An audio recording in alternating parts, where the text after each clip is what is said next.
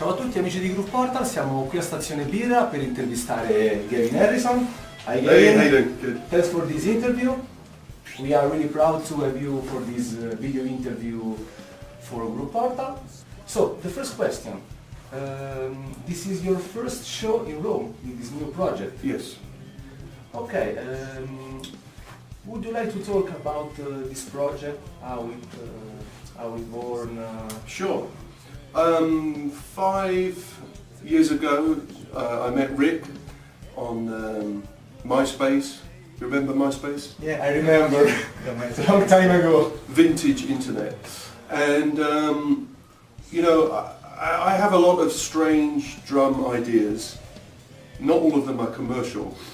Some I try with Porcupine tree, and some I never found a good place or a good collaborator to work with. And I met Rick, and so we decided to make a collaboration. I send him the strange drum rhythms. I play a little bit of bass, a little bit of guitar, and then Rick, you know, turned them into songs.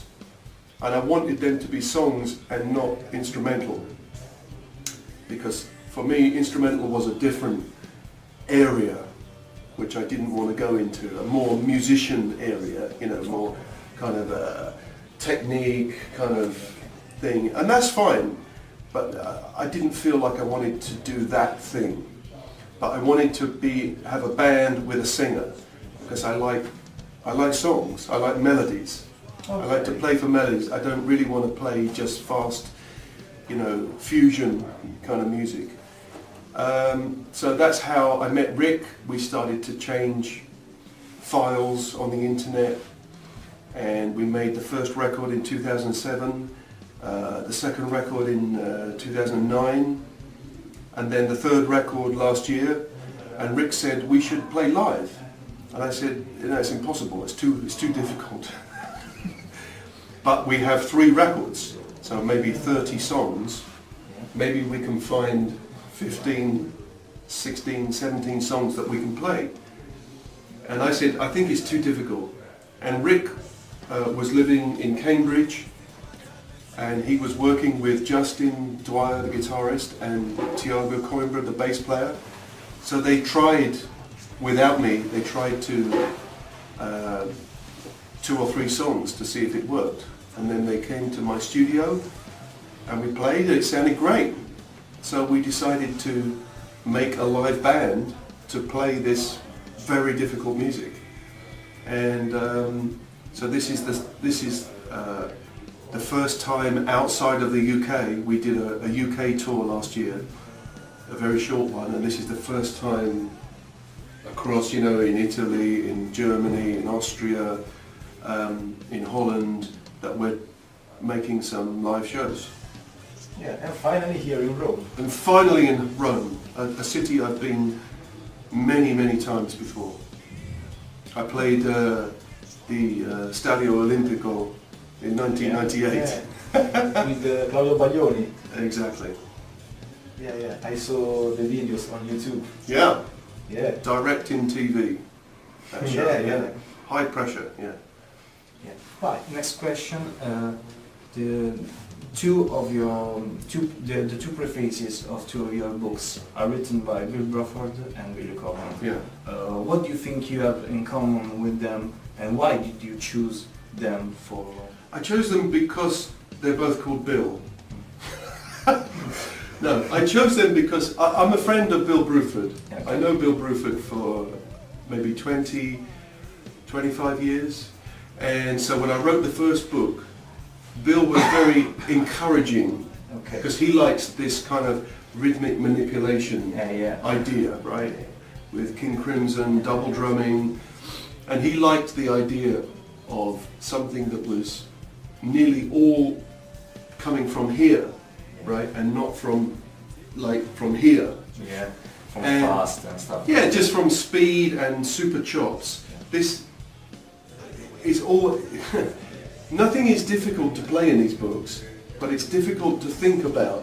You know what I mean? It doesn't require any speed or any technique, but you've got to think. And so Bill Bruford was the perfect choice for the first book, and a friend of mine put me in contact with Billy Cobham, and he seemed like the right kind of drummer to write the prefix for the second book. Maybe you could get the wrong kind of drummer to write for the type of book. Yeah. But they're both pioneer, they've evolved drumming in their own way, with Billy Cobham and playing in Mahavishnu and the things that he did after that, and the things that Bill Bruford has played, especially King Crimson and his own band Earthworks. They're evolutionary drummers. Okay. You know what I mean? So they seem like the perfect guys. Thank you. Yeah, please. When he asked you about Bill Bruford, you talked about the ideas and not the physical concept about this drumming. Yeah. When I see your videos on YouTube, for me, and I think also for all the rest of the world, it's incredible to see how you play relaxed, the displacement, the rhythms. Right.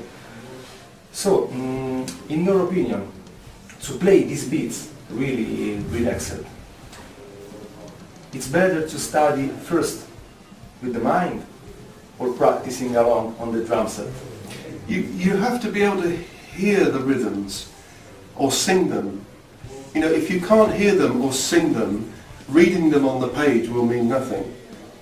And I try to take influence from Steve Gadd and try to play everything as relaxed as I can. Yeah. Even if it's complicated, even if it's in 17/16 and it's groupings of 5 or something weird, I still, with the same mentality, I still think about Steve Gadd and how laid back and relaxed he would play. I think you just play better when you're relaxed. Yeah. It doesn't sound better when you're tight and, that doesn't sound better. Yeah, because one of the first things that a person could see in your videos is the high quality of the sound. It's all relaxed, sound of fields, grooves, everything sounds really clean and relaxed. Great. And about these things, he has a good question about sound and microphones. I want to know, how do you treat the sound of your drums, from tuning to mix? Right. Well, I get a drum sound that I know sounds good with the microphones. So when I'm at home in my studio, I've got these in-ear monitors and then shooting headphones on top. Okay. So I'm really deaf, completely deaf. I can only hear the sound of the microphone. So I adjust the drum and the pitch to sound good to the microphone. Maybe after I've made all these adjustments, I take off the in-ears, I play the drum and think, doesn't sound so good acoustically. Okay. But it doesn't matter because it's important that it sounds good in the microphone. Yeah, it's very different. It's like understanding how a camera lens works. If you look at something, you think, that looks amazing, and then you look at it through the camera, and it doesn't look amazing through the camera, you need to change the parameters. If it looks great through the camera, this is what people are going to see, is the camera. People only hear me through microphones. Whether you hear the show tonight is through the microphones. Whether you see me with Porcupine Tree is through the microphones. You hear me on a record, it's through the microphones. Yeah. So I have to become good friends with the microphones. Okay. I have to really understand the microphones and how they hear, because they're not human ears. If you put your ear this far away from my snare drum and I go bah like that, this will be very painful to you. Yeah, I think so. And it won't sound good. Nobody puts an ear this far from the toms and this far from the snare drum and then one underneath and then your head inside the bass drum. You're not dealing with human ears, you're dealing with microphones. And you need to understand how the microphone hears. And it's not in a human way, it's in an electronic way. And some microphones, like the ones I'm using tonight, the Sennheiser 421s, They work in a different way to the microphones I use at home, which are AKG 414 I use on the toms. And also for me it's a evolving process. When I listen back to the drum sounds of 10 years ago and the drum sounds I have now, is better, in my opinion. It's improving. And luckily I have a studio at home where I can make experiments. So I take the snare drum, I put an SM57, SM58, AKG C414, Sennheiser 421, Royer 122, AKG C12. Every microphone I have in the studio, I put it on the snare drum, you know, play a little bit, and then I have all the tracks on the computer, and I can listen carefully. Don't worry about the price. Don't think this microphone is 5,000 euros. It must be better than this microphone, which is 80 euros. Forget the brand, you know, Neumann or you know, some big names, because sometimes they don't sound better. So you need to find what you think is the best snare drum sound from all these microphones. And having a studio at home gives me that opportunity. The same thing with drum skins, the same thing with sticks, same thing with the bass drum beater. I test different beaters. You know, I can get 30 bass drum beaters and play boom boom bat, boom boom bat, boom boom bat, boom boom bat. Okay, change the beater. Next beater is I don't know, Sona beater. Put that in, boom boom bat, boom boom bat, and listen. You can hear a difference. There's a difference between every beater. And then I choose the beater that I think sounds right for me, for the sound I'm trying to get. So it's very scientific, you know what I mean? Okay. And also, I mean, there's so many things you can do inside the computer with EQ, with phase reversal, with compression, with reverb. There's a million things you can do to change the sound. And that's a very complicated process. You know, it's never the same really twice. But I try to get the drums to sound good, and I try to make them sound good with the microphone first. Then I don't have to do a lot, because every time you change the EQ, you're really changing a lot of things in the drum. And when I hit the snare drum, all these mics can hear the snare drum. Okay? So if I hit the snare drum and on the 8, 10, 12, I've put a lot of high EQ, suddenly the snare drum sounds different. It's very bright because it's in the snare drum mic and it's also in all the other mics. So when you have 16 microphones around a drum kit, there's a lot of different situations going on. So you want to do very small amounts of EQ on anything. If you go more than 6 dB, the drum is wrong. If you have to go more than 6 dB, then I change the microphone or change the skin or change the tuning, because more than 6 dB is going to affect the other sounds. It's going to ruin the overheads, or it's going to ruin the bass drum, or it's going to ruin the snare drum. You see what I mean? Okay. It's a really big process. Being an engineer is a big process. It takes a long time to learn, and I'm still learning all the time. Every new album is a new experience, you know. Okay. Some advice about your latest DVD book, Rhythmic Designs. Some advice? Yeah, go and buy it. Advice about studying. Yeah, I mean, it's just transcriptions, very good transcriptions by Terry Branham, and